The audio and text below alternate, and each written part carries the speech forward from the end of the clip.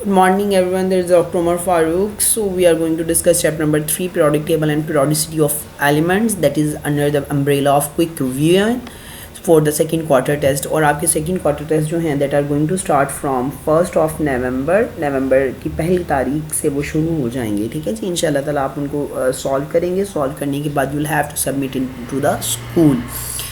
ये crucial test हैं जी, ये आपके लिए बहुत मददगार साबित होंगे इंशाल्लाह ताला.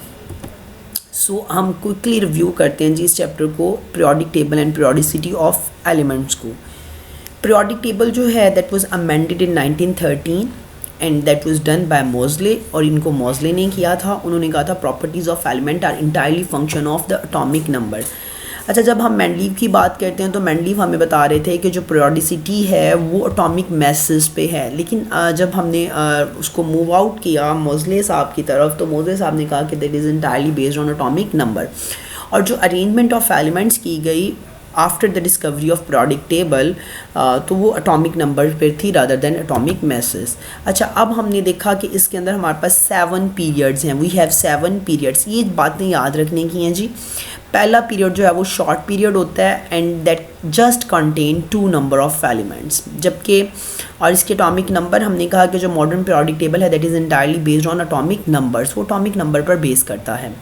Second and third period are normal period and that having 8 element respectively and their atomic number is 3 to 10 and 11 to 18 respectively. Then fourth and fifth period basically they are called long period. इनको हम long period कहते हैं because they contain 18 elements. 18 elements जो हैं वो काफ़ी ज़्यादा number of element है. तो इनके एटॉमिक नंबर जो हैं अगर हम देखें तो 19 से लेकर 54 तक इनके एटॉमिक नंबर्स हैं. Then we have 6 and 7 period जिसको हम वेरी लॉन्ग पीरियड कहते हैं जी. इसके अंदर 55 टू लेकर 118 तक है नंबर ऑफ एलिमेंट्स. जो 7 पीरियड है ना जी उसको मज़ीद रखा गया है for the discovery of latest elements. जितने अब एलिमेंट डिस्कवर होंगे उनको हम 7 पीरियड के बाद अरेंज करते जाएंगे. Then we have groups. अगर हम ग्रुप्स की बात करते हैं तो 18 ग्रुप्स हैं जी पीरियोडिक टेबल में. 18 फैमिलीज़ हैं. अच्छा, यहाँ पर आप देख रहे हो कि 3 to 12 मिस्ड है. 3 to 12 जो है वो फैमिली नहीं है, दैट आर ट्रांजिशन एलिमेंट्स. और बाज़ बुक्स के अंदर उन्हें बी ब्लॉक एलिमेंट्स कहा जाता है जी. डी ब्लॉक बी एलिमेंट्स. ठीक है, तो पहला ग्रुप जो है वो अल्कली मेटल्स हैं. उनकी इलेक्ट्रॉनिक कन्फिग्रेशन NS1 होगी. दूसरा अल्कलाइन अर्थ मेटल है, उनकी जो है वो NS2 होगी. Then we have boron family, carbon family, nitrogen, oxygen, noble gases family. ये हमारे पास फैमिलीज़ हैं पीरियोडिक टेबल के अंदर और इन फैमिलीज़ की अरेंजमेंट्स को हमने देखा हुआ है. Then we have atomic radius. Atomic radius क्या होता है? बेसिकली अगर आप मैथ में पढ़ते हो तो half of the diameter is for its radius. D/2 is equal R. सो जो है जब दो बॉन्डेड एटम्स होते हैं जब आपस में एक दूसरे के बहुत ज़्यादा पास आ जाते हैं तो उनके दरमियान में कुछ ना कुछ फासला होता है जो कि शेल्स की बुनियाद पर होता है. दो एटम्स, दो न्यूक्लियाई बिल्कुल एक नहीं बन जाते. वो सेपरेशन उनके अंदर रहेगी क्योंकि उनके दरमियान शेल्स की वजह से फासला है.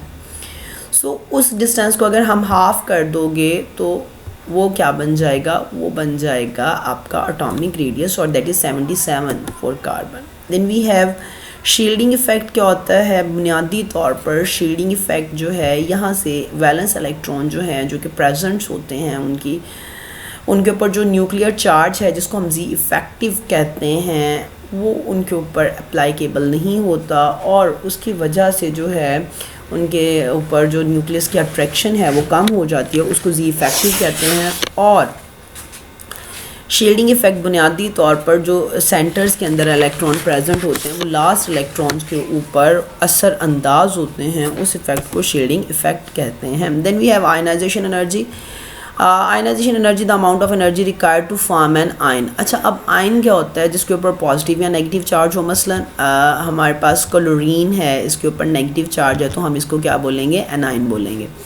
इसी तरह हमारे पास सोडियम है, इसके ऊपर अगर पॉजिटिव चार्ज है तो हम इसको क्या बोलेंगे? हम इसको कैटाइन बोलेंगे. ठीक है जी. और इसमें जो है energy is given to the system. अच्छा, दो टाइप्स ऑफ एनर्जी हैं जी. Energy given by the system and given to the system. Exothermic और endothermic reaction. So this is an entirely endothermic reaction. ये एक्सोथर्मिक रिएक्शन नहीं है. हम energy provide करेंगे. Then we have electronegativity. अच्छा, electronegativity based on share pair of electron. ये entirely phenomena जो है वो कोवलेंट कंपाउंड्स का है, और इसमें जो है बॉन्डिंग आप कंसिड्रेशन इसमें लेते हो, और ये entirely non polar covalent compounds में होती है, ये पोलर कोवलेंट कंपाउंड्स के अंदर नहीं होती। ठीक है जी। सो ये बेसिकली फुल चैप्टर के अंदर से जो एलएप का सिलेबस था उसको डिस्कस किया गया है, और उसको क्विकली रिव्यू करवाने की एक कोशिश की गई है। तो उसको देखिएगा, और उसके बाद अपना टेस्ट जो है आपका 1 नवंबर को जो है वो केमिस्ट्री का टेस्ट है, तो कोशिश करिएगा उसको अच्छा सा करें। Thank you, have a good day and good life.